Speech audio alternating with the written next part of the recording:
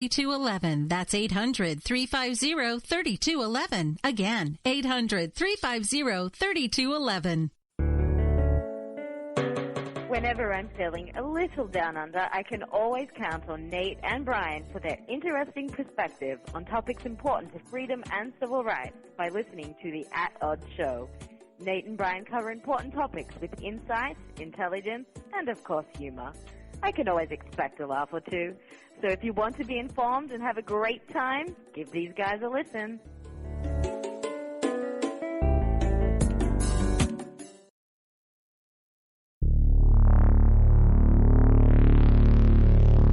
At Odds.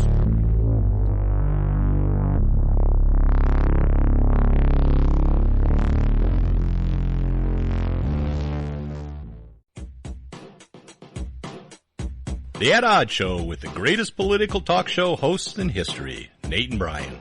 And it's sad that they actually believe that. So give a listen because the delusional need love too.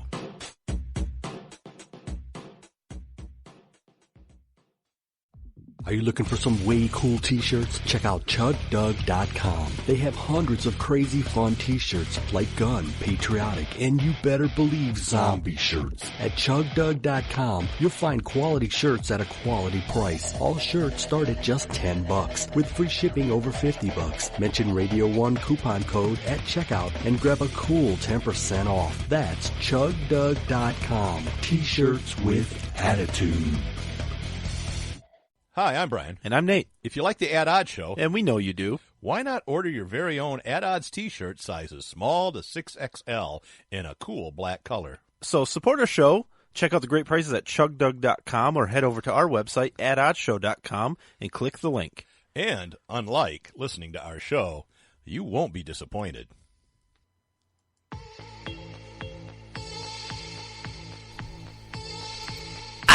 You're listening to the At Odd Show with Nate and Brian. Shiver me timbers. Holy cow, that guy was loud. Okay, I think that We had a wiener. we had a wiener. It was hot dogs. Now, what was the question? What food item was banned in United States movie theaters in the 1920s? Well, we had a lot of guesses. One of them was not correct. It was Spotted dick was one. It was. That's not it. Look that up, people. That's a real food Well, item. be careful when you look it up. Yeah. Don't do it at work. Turn on Safe Search. And we had what? Liquor flavored jujubes, I think we had. And we had pizza, and we had popcorn, and we had hot dogs, and we had marmalade, we had nachos, we had Coca-Cola. I don't think nachos were around in the 20s. But somebody got it right. Yes, one of those was correct. All right, now moving on. And you just have to figure out which one. Here's a clue. They banned it because it was so noisy. Must be the liquor flavored jujubes. Yeah. They were really good, Martha. It was popcorn. It was popcorn. And unfortunately, it's been allowed again. Yeah. And it's for a long time. I don't think it lasted long because I think the popcorn industry went in there and raised some hell. That's what happens. All right, so this. The next thing is really fascinating. Is in this day in 1949. I was going to talk about the prices. Oh, go ahead. Yeah, go ahead. You can get coupons for going to the movie. I saw one today. Yeah, and it was like $7 off popcorn and a drink or something. Wow, that's only 10% coupon. $7 off. Jeez, you imagine how much? Oh, it's ridiculous. Yeah, you spend $50 on popcorn and pop. Yeah, really. It's horrible. God help you if you ask for a little extra butter. You can get 50-cent refills. Really? I don't know. You used to be able to. I mean, when you spend $30 on a thing of popcorn, you should get refills. I would think so. For life. Yeah, for life. Yeah, it's expensive. It's crazy. I want to go see it. I wonder why people sneak snacks into movie theaters. No wonder, yeah. Which reminds me of Family Guy, the mayor, Adam West. Uh-huh. He snuck in creamed corn in his coat pocket. It wasn't in a can. That's a good idea. That's not a bad idea. Would you like some creamed corn? Yeah. Yeah. I had some delicious corn tonight. Here's the thing. Corn. Let me tell you the thing here, and this will be corns are out. This will be a little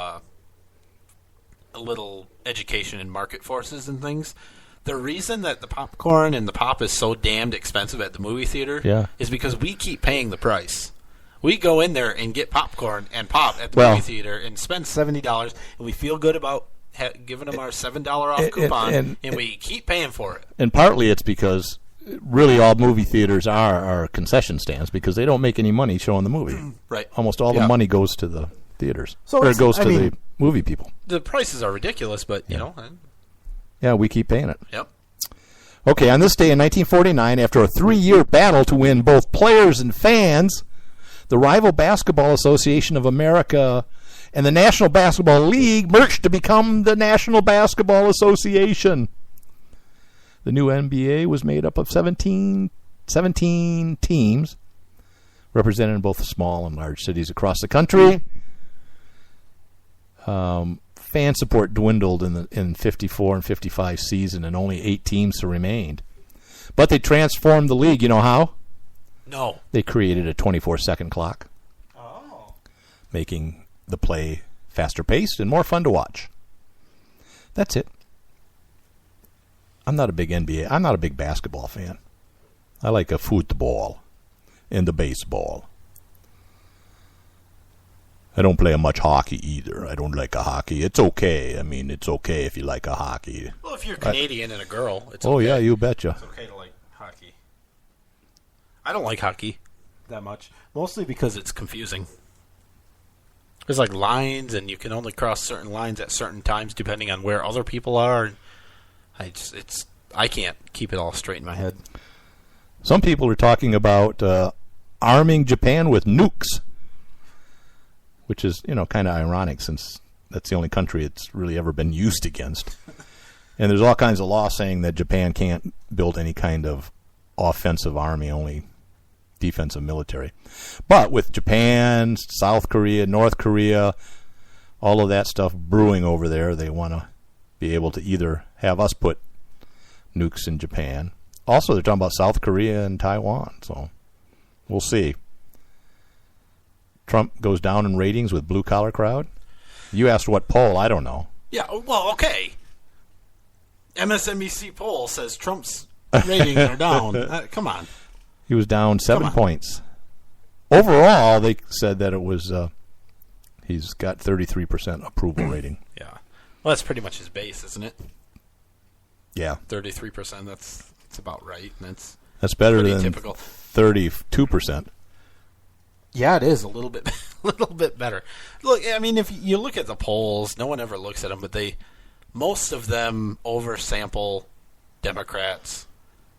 Well, you would say that. Yeah, I would say that, being a staunch Republican. You're not a Republican. Oh, okay. So why would I say that then? Because it's true. I only say the truth. The spin stops here, Brian. Trump proposes a bill to reduce legal immigration. What's Bill O'Reilly up to these days? I don't know. I haven't heard anything. I see he posted some stuff on Facebook, but hopefully he's on a beach somewhere enjoying himself. Not sexually harassing women. Well, he could be. I don't care. Okay, but okay, that's the woman's problem. Yeah. Jeez. If you didn't want guys to harass you, don't be a woman. Well, you know what? And in this day and age, that's true. That's just as easy as anything. You may have just solved a lot of problems. I did. Careful, that's an important cable. That is a cable I just got. That's the whole Jimmer walker. That would ruin everything. Proposed legal immigration. He wants to rush those to the front of the line that have skills that are desired, which is a good thing, and that speaking the English. Those immigrants that speak the good English and have valuable skills will go to the front of the line. Yeah, and he wants to cut it by 50%.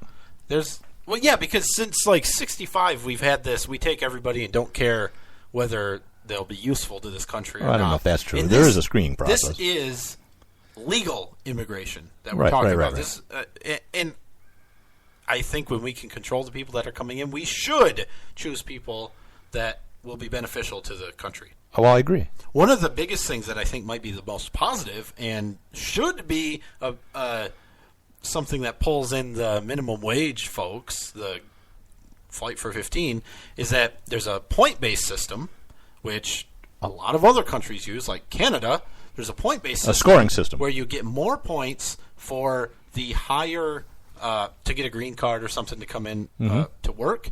You get a higher point for the higher the salary you make, based on like median. So if you make like 4 times the median average, you'll get 4 points, for example. If you make 2 times the median salary, you get 2 points. That's after they're already here, like on a work visa or something? Well, that's saying we want them to come in, we're going to pay them this much. Oh. So companies, you generally have to... you're talking about somebody that's already got a job that's coming in. Yeah. Okay. Yeah. So what that But does... do you have to have a job to come in? I mean, couldn't like a physician apply for a green card to come to the United States? Sure. And not have a secured job? Yeah, sure, but what it does is it pushes the salary for importing workers. Right. It pushes it up. So it makes it harder. It raises all salaries, first of all, and it makes it harder for a company to bring somebody in to replace an American worker because they are paid a lower wage, because it prefers immigrants that are being paid higher salaries. Right. That's a good thing. And they'll be productive and pay taxes and all that. Absolutely. It's all benefits. The other issue we have is a lot of people come here for school, get an education, and then leave. Right. For whatever reason. Yeah. A lot of them stay. A lot of them stay. But it's hard to stay. I mean, you can't just stay. This, I guess, would make that a little easier. If you're allowed to come here for school, it's a little easier to stay and work, become a taxpayer, and actually be productive. Right. Yeah. Yeah, he said he's trying to cut down on... It seems good. It seems like a good thing to me. And I heard the other side, and I didn't hear their argument very well, but, saying, well, actually will hurt the economy and hurt jobs and hurt all this and that.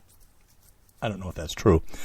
Oh, I know what their argument was, that if you have an entrepreneur that comes into the United States and starts a business, they're going to hire people. Well, it's going to be all family members, so I don't know if it really helps, and they're importing them. But their idea was that they would create jobs and stuff like that. So this stops entrepreneurs from coming in? They're saying if you cut 50%, that it would potentially stop people that would come to the United States and start a business and grow that business and hire people and blah, blah, blah. One of the real issues we have right now is somebody comes in, gets a green card, they're here. That green card allows them to bring in another family member. So what they do in a lot of cases, they bring 75-year-old grandma to the United States. She is not being a productive member of society at that point. Actually, she goes on Medicaid. Right. That sort of thing. That grandma, now here, can bring somebody else. So she brings grandpa or something like that, right? Oh, so it never ends? So whoever they bring, they can keep bringing? Yeah. Well, I don't know if that's true. Otherwise, there wouldn't be any natives anymore. It would just be all immigrants. I don't know that it never ends. Yeah. That's what it sounded like to you. I didn't say that. Yeah. You said that. Yeah, I did say that. Okay. But I'm saying it's a real thing. It happens. And sure. So I thought they usually bring in their wife or their spouse, I should say, or their children. Yeah, sure, of course. Of course, they can bring in unlimited family, friends, whatever they want. It's like the Sprint plan. I was just going to say, that's a great deal. We have coverage is almost exactly the same as everyone else. Not quite as good as Verizon, but it's half the price. Yeah. Let's see. Your buddy, former sheriff of Arizona, a county in Arizona, Joe Arpaia. I don't know his name. 85 years old. Leave the man alone. He got convicted, criminal contempt, Monday because he didn't stop. What do you want to say? His immigration enforcement policies. He was told that he couldn't do certain things, and he kept on having his officers carry it out, detaining immigrants simply because they lacked legal status. I mean, that seems reasonable. So he's going to appeal and probably win, but I'm going to go back. Okay. According to this, I'm sure, completely true resource that I have here, annual immigration has tripled since the mid-1960s, like 65, when the most recent immigration reform was done. That's legal. Since chain migration has been allowed. Ah. Tripled since then. Well, it makes sense.